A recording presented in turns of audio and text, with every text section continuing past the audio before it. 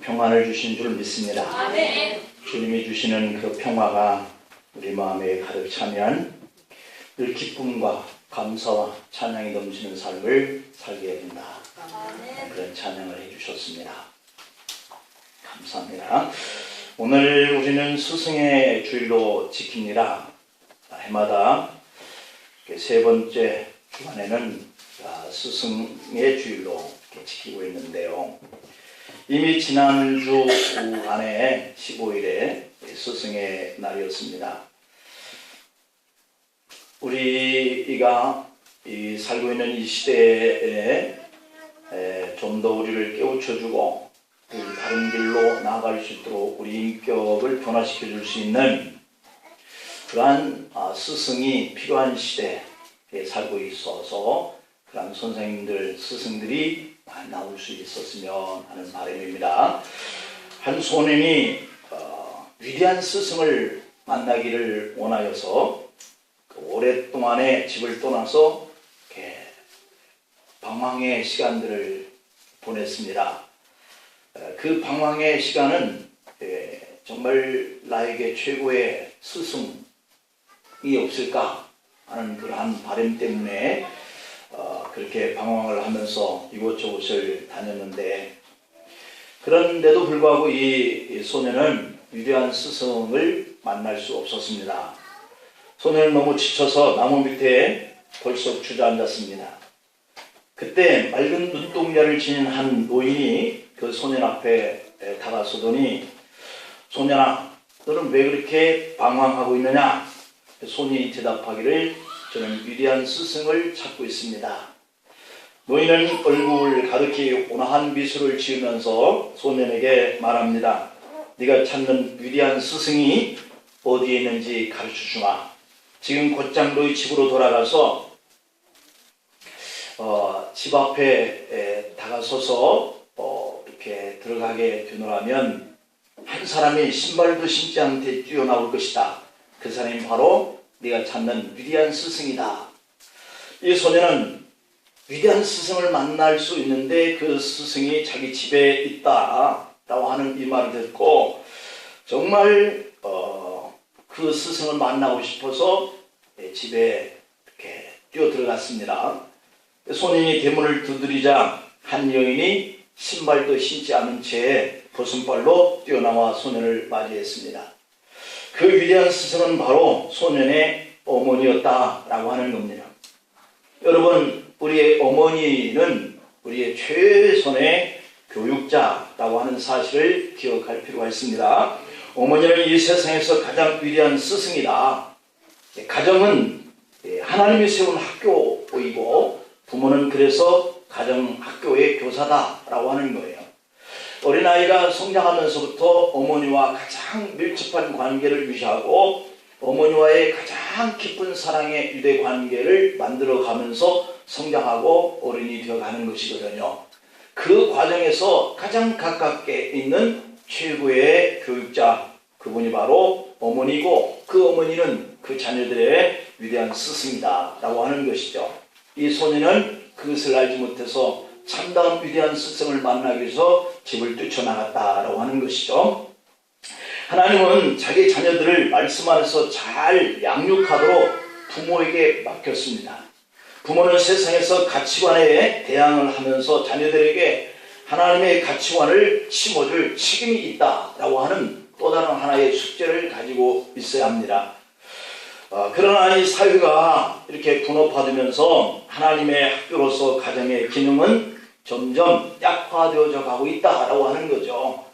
부모들이 바빠서 아이를 맡기고 그 맡겨지는 아이를 어린이집이나 학원이나 학교에 내몰고 있다라고 하는 것이 참 안타까운 오늘날의 현실입니다. 모든 것은 학교 교육에 맡겨지고 가정은 단지 쉬는 공간으로 전락해버리고 말았다라고 하는 거죠. 한국 사회의 비극은 부모가 더 이상 교사이기를 포기한 데서부터 이루어지고 있다는 거예요. 요즘은 어린 나이 때부터 자녀들을 어린이집으로 유치원으로 학원으로 내몰잖아요. 그래서 부모는 학비를 조달하기 위해서 생활의 편의를 도모해주는 아저씨 역할을 하고 있고 도시락이나 싸주는 아주머니 노릇이나 하고 있다라고 하는 거예요. 부모가 아저씨가 되고 아주머니가 되어가고 있다는 것이죠. 칼릴 지불안이라고 하는 분은 이런 말을 했어요. 부모는 활이고 자녀는 화살이니 하나님께서 궁수가 되어 목표 지점을 향해서 멀리 당길 때 그 화살은 관역을 향해서 나간다 라고 하는 말을 했어요. 그렇듯이 부모는 자녀에게 주어진 활과 같은 역할을 해야 된다. 부모가 자녀를 그 활 위에 얹어놓고 어디를 향해서 쏘느냐, 여기에 따라서 자녀들이 앞을 향해서 나간다고 하는 거예요. 그러니 부모가 가지고 있는 이 활, 자녀는 화살과 같은 역할로 해서 부모가 활을 어디를 향해서 당기느냐에 달려있다. 그래서 부모된 여러분들이 어디를 향해서 활을 당기느냐, 이것이 자녀가 앞으로 되어질 방향에서 어떤 존재가 되어지느냐의 결과가 나타난다는 것이죠. 여러분, 자녀들이 하늘을 향해서 나아갈 수 있도록, 하나님을 향해서 나아갈 수 있도록 충분한 힘을 공급해 주시기를 축복합니다. 하나님이 부모에게 맡기신 이 사명을 학교의 선생님이나 학원에 넘겨줘서는 절대로 안 된다는 거예요. 하나님이 세운 학교의 이 가정이라고 하는 이 공간은 무엇보다도 자녀들에게 꿈과 희망을 이렇게 심어주는 이런 공간이어야 한다는 것이죠. 부모는 자녀들의 그런 차원 속에서 길을 자꾸 살려줘야 되고, 부정적인 말과 꾸중보다는 긍정적이고 칭찬하는 그 말들을 아끼지 않아야 한다라고 하는 거죠. 어렸을 적에 부모의 말 한마디는 그 아이의 운명을 가름한다는 것이겠어요. 그래서 부모에게 상처받은 아이와 부모에게 칭찬을 들은 아이와의 그 결과는 현저한 차이가 나 있다고 하는 것을 우리가 볼 수 있어요. 그래서 부모에게 상처받은 아이는 상처받은 그 마음을 사회에 이렇게 폭발시키는 이러한 삶을 살아가고 있고, 칭찬을 듣고 긍정적인 마인드를 가지고 성장한 이 아이는 세상에 빛을 나타낼 수 있는 그런 역할을 하는 사람이 되어간다는 것을 우리가 경험을 통해서 이렇게 보고 있습니다.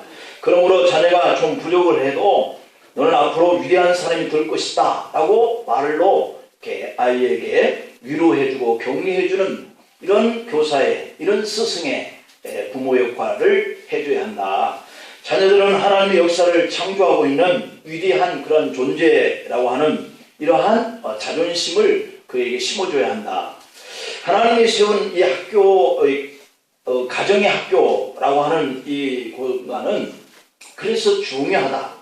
다시 깨달아 우리 부모가 아이에게 위대한 스승이구나 하는 이러한 사실에 그 본을 보여줄 수 있는 이러한 생각을 오늘 이 스승의 주의를 통하여서 우리가 다시 한번 책임질해 볼 필요가 있습니다. 하나님이 세운 이 가정학교의 중요성은 하나님께서 대리자로 부모를 그 가정에 세웠다라고 하는 것을 통해서부터 이 가정이 이 가르침과 이 배움, 본을 보여줌과 그것을 보고 성장하는 이러한 그 모습들이 가정 안에서 이루어지기 때문에 가정은 학교와 같은 것이다, 이렇게 말할 수 있어요. 요한복음 13장 14절 15절에 보면 내가 주와 또는 선생이 되어 너희 발을 씻었으니 너희도 서로 발을 씻어주는 것이 옳으니라. 내가 너희에게 행한 것 같이 너희도 행하게 하려 하여 본을 보였노라, 이렇게 말씀하고 있거든요. 좋은 스승은 나를 본받으라 이렇게 말을 할 수가 있다라고 하는 거예요. 근데 현대인 중에 몇 명이나 과연 나를 본받으라 이렇게 외칠 수 있느냐라고 하는 이러한 모습들 속에 우리가 이렇게 살아가고 있습니다. 자식을 파는 사람은 이런 말을 할 수가 없겠죠.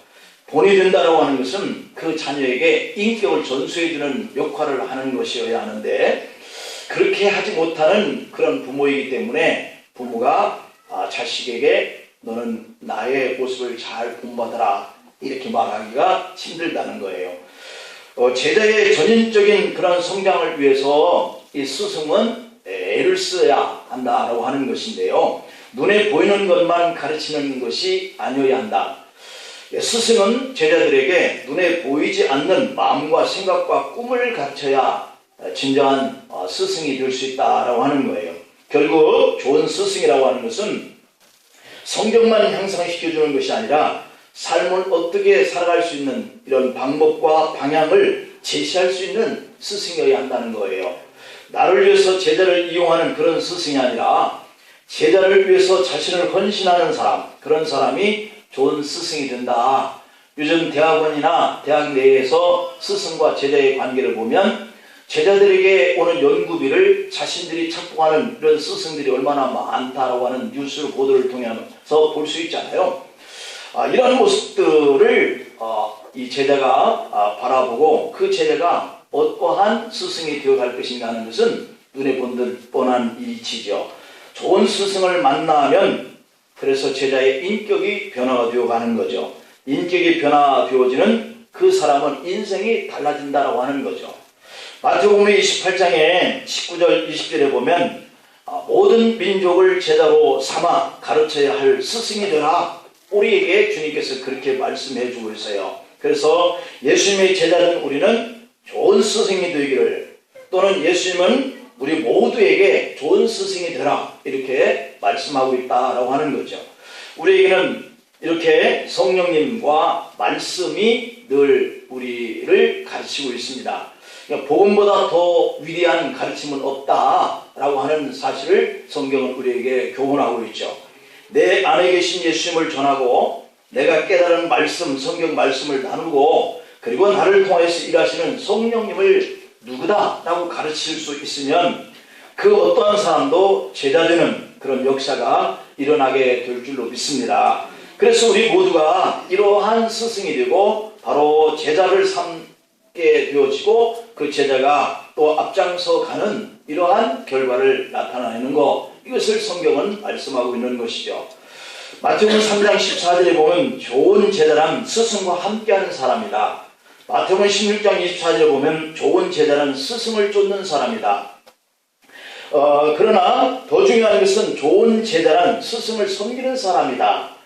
그렇게 말씀하고 있죠. 그러나 오늘 이 시대에 스승에 대한 섬김의 자리가 사라져가고 있다고 하는 거예요.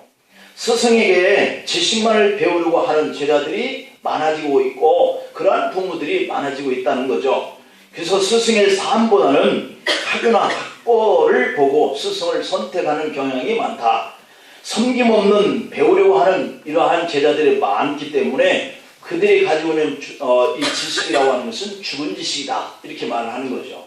그래서 내가 행동이 없는 이 지식은 결국 죽은 지식이 되는 것이죠. 그래서 제자가 스승을 스승으로 알고 섬길 수 있는 이러한 풍토, 또 제자가 스승을 스승이라고 섬길 수 있는 그런 가르침을 줄 수 있는 이런 스승이 있는 이러한 교육이야말로 참된 교육이다 라고 하는 거죠. 그래서 여호수아는 성경에 보면 모세를 섬깁니다. 민수기 11장 28절에 보면 여호수아를 가리켜서 모세를 섬기는 눈의 아들 여호수아라고 이렇게 말씀하고 있죠. 엘사는 엘리야를 쫓으면서 수종을 들었다라고 섬김을 표현하고 있고요. 엘사가 절을 떠나 돌아가서 한 겨릿소를 가져다 잡고 소의 기구를 불살라 그 고기를 삶아 백성에게 주어 먹게 하고 일어나 엘리야를 따르며 수종 들었다, 이렇게 기록하고 있죠. 구약에서만 그런 것이 아니라 신약에서도 마찬가지예요. 12 제자는 예수님을 섬겼습니다. 누가와 디모데는 바울을 섬겼습니다. 성경에 나오는 이 다음 세대의 지도자들은 모두가 다 그의 스승들을 섬김의 모습으로 나타나고 있죠. 그래서 스승을 잘 섬기는 자가 하나님도 잘 섬기고 공동체도 잘 이끄는 그런 훌륭한 제자가 되어 간다라고 하는 것을 밝히고 있습니다. 그래서 오늘날 우리는 스승을 너무 가볍게 여기는 이런 풍토가 훌륭한 제자가 나올 수 없게 하는 이러한 일들이 빚어지고 있다. 군사부 일체라고 하는 말들을 우리가 많이 들어봤습니다. 언제 어디서나 스승에 대한 존경과 감사의 마음을 잊고 살아서는 안 된다 하는 그런 의미죠. 우리가 아무리 잘 나가도, 아무리 성공을 해도, 아무리 우리가 복을 받고 이러한 재산을 가지고 이렇게 넉넉하게 살지라도 한 번 제자는 영원한 제자다라고 하는 이 사실을 기억해야 돼요. 우리 모두가 스승을 인정하고 스승 앞에서 겸손함을 가지고 그 스승을 섬길 수 있는 이런 세대가, 이런 풍토가 이루어져 가면 그 사회와 그 나라는 장차 그러한 기반과 그러한 토대 속에서 발전해 갈 수 있고 그 민족들은 훌륭한 민족이 되어갈 수 있는 것이죠. 이런 사람이 복이 있는 사람이다. 요한복음 13장의 16절 17절에서는 말씀하고 있어요. 그래서 스승을 존경하고 섬길 수 있는 제자들이 복을 받는다 이렇게 말씀하고 있거든요. 지금 우리 주위에는 참 스승, 참 교육을 외치는 이런 소리가 매우 높고 있어요. 오늘처럼 혼탁한 시대는 정말 스승이 필요한 시대인 것이죠. 요즘처럼 소란한 이러한 시대 속에 정의가 땅에 떨어진 그런 시대일수록 참된 스승을 요구받고 있는 것이죠. 육신은 어버이에게서 받았지만 이 정신은 스승에 의해서 길러지기 때문에 그 스승의 그림자조차도 밟아서는 안 된다 라고 했던 그러한 때가 있었던 것을 우리는 잘 알고 있습니다. 그래서 제2의 부모로 섬기는 이런 미풍양속이 바로 제자가 스승을 이렇게 존경하고 섬기는 그러한 시대가 우리에게 다시 오기를 간절히 바라봅니다. 스승은 스승으로 대접을 받아야 하는 것이죠. 삶의 고비마다 인생의 빛이 되었던 그런 마음을 어루만져 줄 수 있는 그런 스승이 단 한 분만 있어도 행복한 그러한 일들이 될 것이다 하는 말들을 하는 사람들이 많습니다. 오늘 우리에게는 그런 스승이 필요한 시대에 우리가 살고 있기 때문에 이 스승의 주의를 우리가 보내면서 정말 이 땅의 이 민족에게 우리에게 우리 자녀들에게 꼭 필요한 그러한 스승을 요구하고 있는 이런 시대를 우리가 맞고 있습니다. 그러면서도 불구하고 사람들은 이구동성으로 오늘날에는 참된 스승이 없다 그런 말들을 표현을 합니다. 그래서 이제는 가정의 부모님들이 정말 참된 스승이 되어 가야 할 줄로 믿습니다. 그리고 선생님들을 배나 존경하여서 자녀들을 훌륭한 제자로 양육해 가도록 하는 이 일에 우리가 협력해야 하는 시대에 도래했어요. 우리의 믿음의 사람들은 진정한 스승을 만나야 합니다. 그 스승을 우리가 오늘 본문을 보면 베드로가 만난 스승이신 예수 그리스도라고 볼 수 있죠. 우리가 진정한 스승인 예수 그리스도를 만나면 그들이 인격이 형성이 되어지고 그들이 사회를 변화시켜가는 이러한 민족을 세우는 것을 볼 수 있는데요. 예수 그리스도는 우리 인생 길에 진정한 선생님의 역할을 하고 있는 것을 성경은 가르쳐주고 있는데 우리 주님은 우리 인생의 어려운 고비를 만난 이런 베드로의 마음을 얻어주심으로 선생님, 스승이 해야 할 일이 무엇이다 라고 하는 것을 우리에게 가르쳐줘요. 예수님은 허물 많은 베드로에게 다가오셔서 그를 새롭게 변화시켜주는 일을 하십니다. 베드로가 주님의 제자로 변화되기 위한 첫 번째 단계는 이 실패의 자리에서 주님을 만나는 것에서부터 시작이 돼요. 그리고 두 번째 단계는 그를 통해서 선포되어진 그 말씀을 그가 의지하면서 순종함으로부터 그가 새롭게 인격을 변화시켜가는 그러한 출발을 가져오는데요. 밤이 새도록 풍랑과 싸우면서 그물을 던졌던 이 베드로의 모습을 우리가 생각해 봅니다.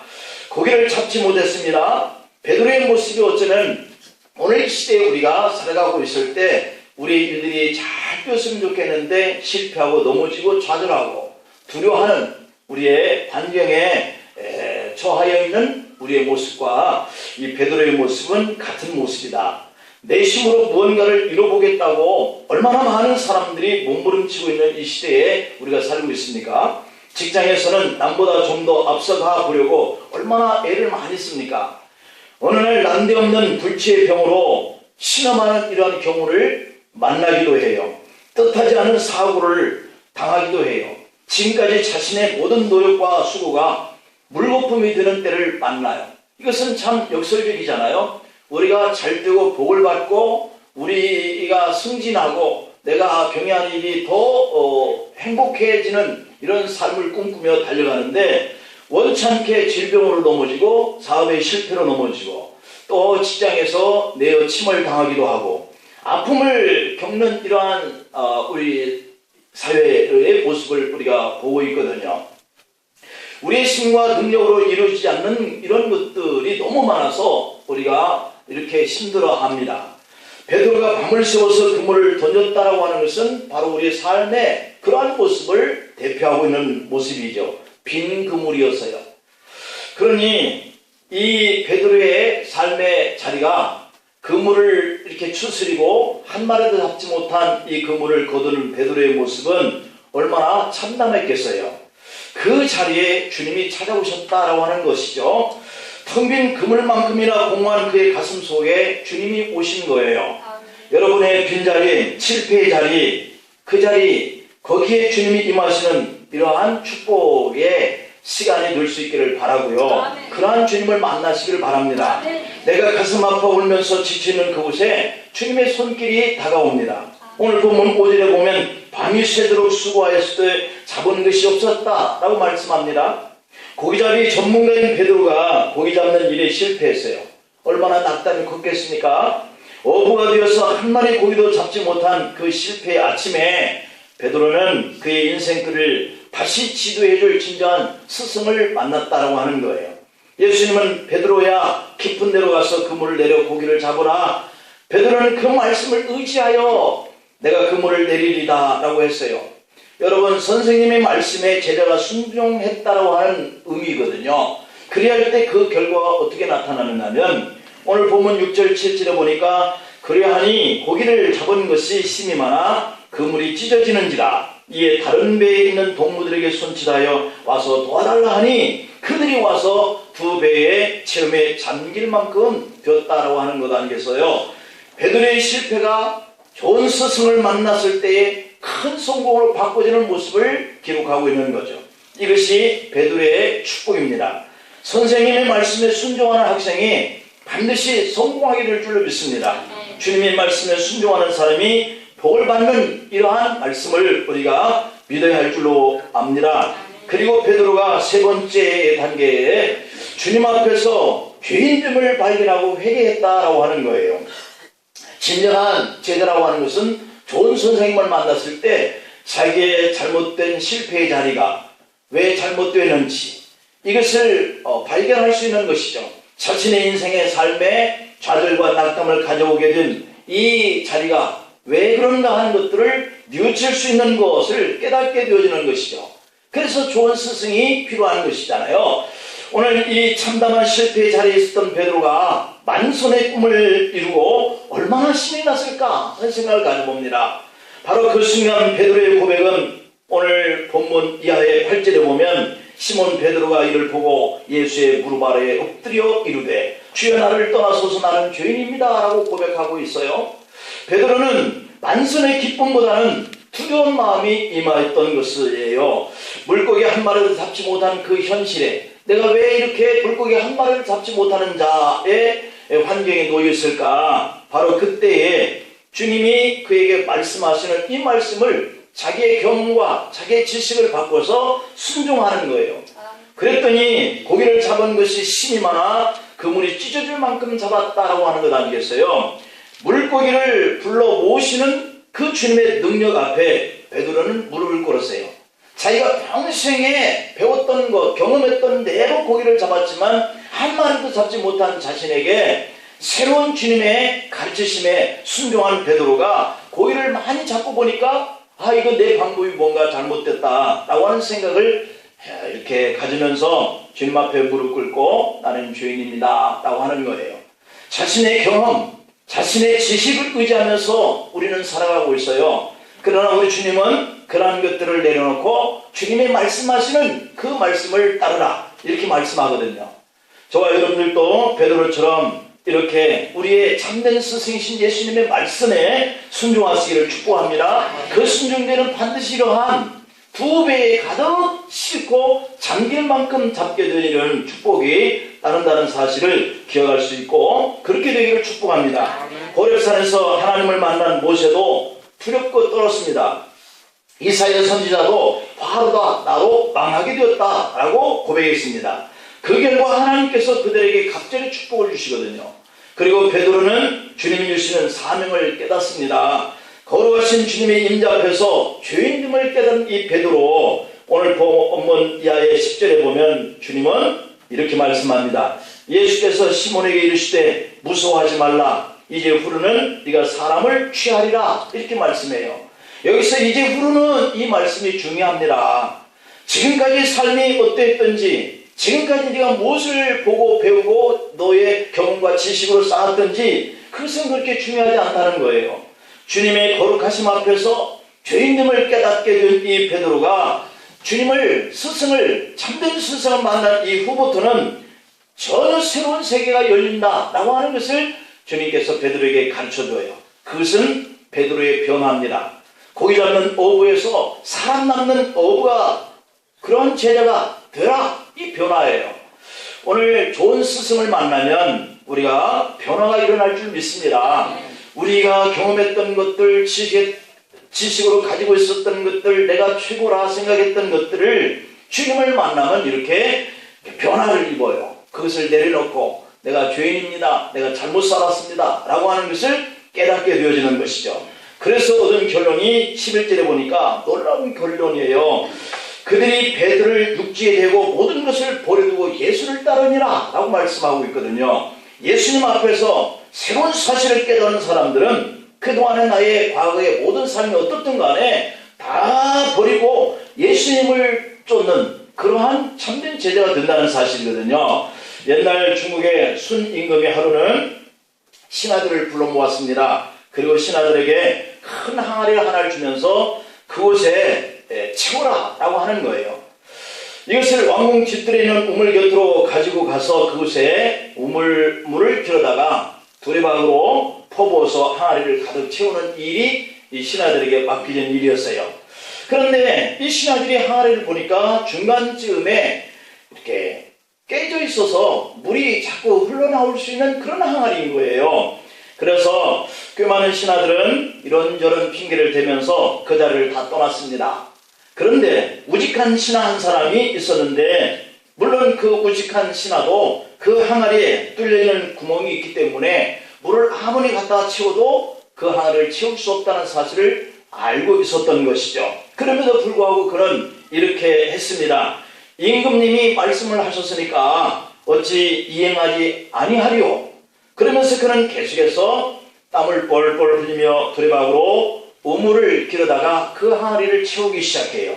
너무도 당연한 것처럼 그 항아리는 아무리 물을 부어도 뚫린 구멍 사이로 물이 쏟아져 나왔어요. 그럼에도 불구하고 그는 임금님의 명령에 순종하기 위해서 온종일 두레박으로 물을 길어다가 항아리에 붓고 했어요. 그러다 보니까 이 항아리가 채워지는 것이 아니라 물을 깃던 우물물이 바닥을 보이기 시작한 거예요. 그래서 두레박 소리만 요란하게 들릴 뿐이었습니다. 그 우직한 신하는 우물 밑을 내려다보는데 두레박을 가지고 이리저리 저으면서 물을 더 보려고 애를 쓰는데 문득 우물 밑에 빛나는 이 황금 빛이 이렇게 비춰오는 거예요. 반사되어지는 거예요. 그래서 깜짝 놀라서 우물에 들어가 그것을 보니 한 황금 보석 상자였다는 것이죠.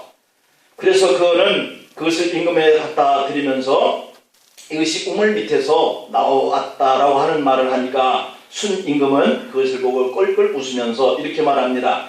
이것은 임금의 말에 순종하는 충신에게 주기 위해서 하늘이 내린 상급이니 그대가 그것을 가지도록 하시오 라고 했다는 겁니다. 그제야 다른 신하들은 가슴을 치고 후회했다는 거죠. 그 후에 순임금은 그 충신을 가까이 하면서 나라의 우의종으로 삼았다 하는 얘기입니다. 인생을 살다 보면 따를 수 없는 내 경험과 내 지식, 여러 가지 이유의 조건들이 있어요. 그래서 우리가 참된 스승을 만나 우리가 예수님의 말씀을 우리가 받으면서도 내 선 지식과 경험 이런 것들을 내려놓지 못하여서 순종하지 못하는 결과 때문에 우리가 복을 받지 못하는 이런 삶을 살게 되는 것이죠. 베드로도 고기잡이 전문가였기 때문에 자기의 경험과 지식으로 밤새껏 고기가 있을 법한 것을 향하여서 이렇게 애를 썼지만 날이 밝아오기 시작하면서 그의 수고가 헛되었다고 하는 것을 알게 되는 거죠. 그럴 즈음에 기력이 다 빠지고 그가 거두진 것들이 없기에 좌절할 그 즈음에 예수님을 만나게 되고, 예수님을 만난 이후에 그가 실패한 그 공간에서 놀랄만한 그러한 고기를 잡게 되면서 그가 내 경험과 내 지식으로 살아왔던 자신이 죄인입니다 고백하는 이러한 모습을 보인 것이죠. 그리고 그는 하나님이 말씀하신 대로 순종합니다. 그리고 그는 자신의 경험과 지식이 있던 모든 고기와 그의 그물들과 도구들을 버려두고 예수님을 쫓아 나가는 제자의 출발이 된 것을 볼 수 있습니다. 오늘 우리도 스승 되신 예수님의 말씀을 우리가 잘 순종하며 따르는 제자가 되기를 원하고 그 순종함이 여러분들에게 복이 되어지는 역사들이 나타나기를 축복합니다. 기도하시겠습니다. 하나님 아버지,